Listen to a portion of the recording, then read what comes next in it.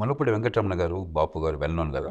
NT Ramarao గారు మొదట్లో అధికారంలోకి వచ్చినప్పుడు ఆయన కొంచెం 30-40 ఏళ్ళ ముందు ఆలోచించారు.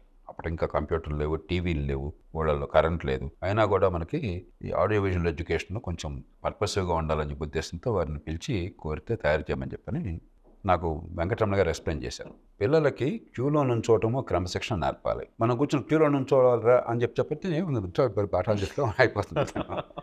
ఆయన వీడియో ఎలా తయారు చేశారంటే, ఒక టీచర్ వెళ్తారు, చేతిలో చాక్లెట్లు ఉంటాయి, ఆ టేబుల్ మీద అలా పడేసి అరే చాక్లెట్లు తీసుకుంటాం అని చెప్పంటే పిల్లలంతా బెరబెరలాడికి వెళ్ళిపోయారు. తన్నుకున్నారు, కూర్చున్నారు, అక్కడ కొందరు ఏడ్చారు, పడ్డారు, కొందరికి అంది, కొందరికి అందలేదు.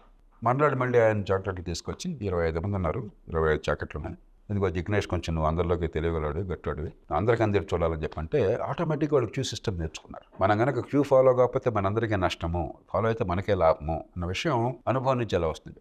True teacher is that.